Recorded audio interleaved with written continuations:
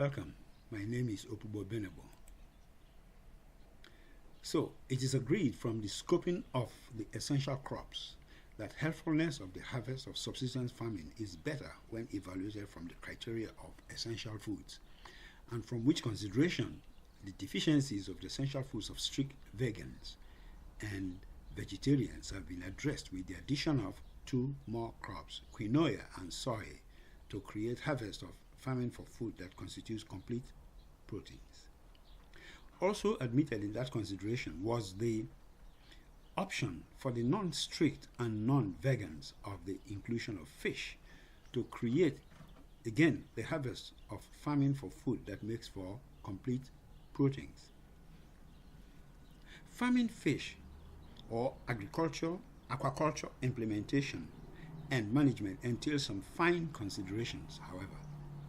For one thing, although the general form for subsistence aquaculture has been developed in episode 24, the interior of the pond need be specialized for the type of fish being farmed in the aquaculture. Every fish does not swim in the open space of the river in which it lives.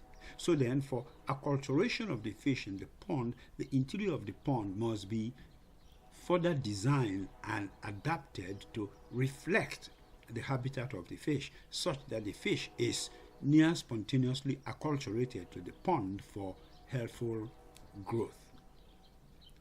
Of consideration, though, is the material that would be used to implement the copy or pseudo-habitat of the fish, so that the pond seems almost natural to the fish when put inside the pond. Then, of course, that raises another issue, the matter of the sanitization of the material for constructing the habitat of the fish, such that it is deemed free of harmful parasites, bacteria, and fungus, possibly locking in the habitat materials either at procurement or at post-installation. In synopsis, then, this episode, entitled Aquafarming Habitat-memetics Fish Farms, proffers requisite guidance for the design and implementation of habitat-memetics fish farms that virtually provides the fish being farmed in the aquaculture a habitat environment resembling its natural habitat, so as to facilitate rapid acculturation.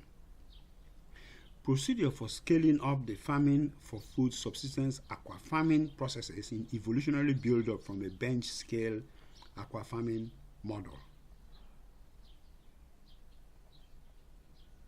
The driver rationale guiding the implementation of the aquafarming habitat-memetics fish farms aims to establish an approach to undertaking aquafarming such that the fish gets rapid acculturation in the ponds developed for cultivating the related schools.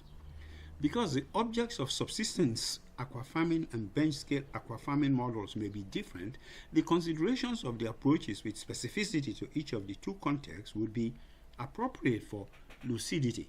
Of course, admittedly, all the considerations of the subsistence aquafarming invariably also becomes elements of the considerations of the bench-scale aquafarming model. Aquafarming is most effective and productive when the aquaculture has the characteristics of fish habitat memetics, because then the target fish for farming acculturate and breeds readily and extensively, induced perhaps from the naturalness seeming environment of the interior of the pond. Understanding the fish habitat memetics of a specific fish is important because the habitats are very remarkably different for each fish. Considerations of certain types of fish elicits this need. Two tropical fishes, the mudskipper and grouper habitats, are reviewed for the elicitation. Consider first the tropical fish called the mudskipper. Just as the name implies, this fish skips around on the mud. The habitat is such that it swims in the river but skips onto the land bounding the river edge and skips around on the mud space. It comes out of the river when the sun is high and skips around all day on the mud while also feeding. So for such a fish, the farming pond interior would have to be partitioned into two parts, a section with water and a section with mud rising just above the water level. Also because this fish likes to get washed up to the land as the sea gets full, the interior of the section of the pond with the water would have to be fitted with a device to cause continual vibrations of the water such that ripples as well waves propagate towards the mud water interface to mimic the appearance of waves washing towards the land. Besides, as noted, the fish likes skipping around on the mud when the sun is high, so the pond will have to be designed to have the sun shine on the entire space for about 8 hours a day. But that should not be a problem, as the farm already has a harnessed sunlight light disperser which may be deployed to irradiate the pond with sunlight for whatever number of hours. Moreover, the fish feed particles for this fish has to be sprinkled over the surface of the mud and not in the water. So while skipping around on the mud, the fish eats the feed. Then there is this fish, the grouper, which lives in estuaries of mangrove trees, has a slippery surface of dark bluish charcoal color and grows to no more than 6 inches and seems to be of the family of grouper. This fish, which for simplicity is referred to here as grouper, has a different habitat. The fish wriggles itself into the mud, getting its full body covered up in the mud with only the head exposed, and grabs food that is floating by. Remarkably, it lives in the swamp mud on which the mud skipper skips around, but it drifts with the tide, drifting offshore with the ebbing river, and then drifting onshore, floating towards land with full tide. Apparently, it may be that this grouper can only exist at a certain depth and hence drifts up and down with the tide such that it maintains that depth for its survival. Obviously, for farming this fish, the Habitat-memetics farm would have to have soft mud surface. The water will fill up to a certain height, and the feed particles have to be wet as to sink readily to the surface of the mud so the fish catches the feed as the particles float by. Then, of course, the water has to be sanitized and recirculated continuously, but very gently. Notably, however, the same pond that's designed for the mud skipper may also be adopted for the grouper, with the caveat that the water will have to be controlled by increasing and decreasing the accumulation in a regulated manner as to get the fish to drift into mud-free section of the pond as the water level decreases and drift into the mud section as the water volume is increased. Clearly, the habitat mimetics of the two sample fish are very different, though also somewhat similar. Recognizing the differences is significant for the purposes of the acculturation of the fish in the pond. There is still the matter, though, of sanitation as observed prior. While for subsistence aquafarming this matter may be taken lightly, the same cannot be true for bench-scale aquafarming model studies. In this latter case, the habitat implementing mud needs to be sanitized, given that the fish produce will be feeding the greater population. One approach for this is to have the swamp mud put in a microwave and irradiated with microwave at low intensity, but for a long time, say an hour.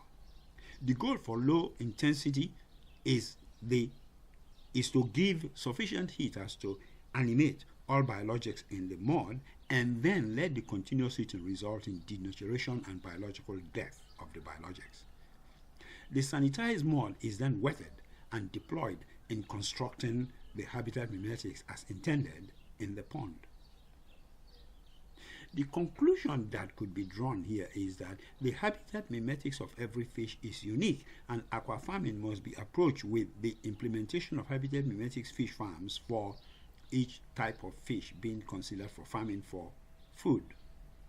Further, the dispensing of the feed must be effected in a manner that is consistent with the feeding habits of the fish, as elicited by the differences between the grouper that feeds on nearby feed particles floating slightly above the surface of the water, and the mud skipper that feeds on the moist mud surface.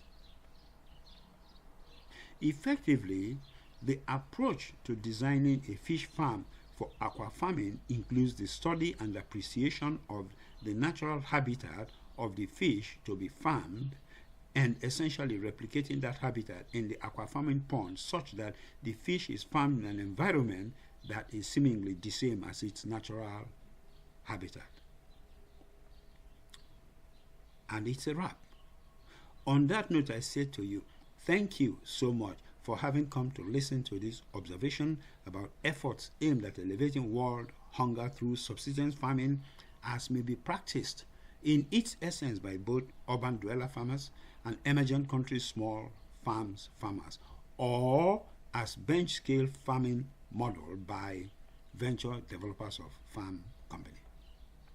You are truly appreciated, and if you would like to get privileged viewer reader information, access podcasts of specialized contents, or access even vertically integrated concepts, then I implore you to join my supporter club and enjoy that privileged status. Moreover, while still here, do please take a moment and subscribe to the channel as to be informed of the publication of every new episode as soon as it is released. Thank you. Bye. Till next episode.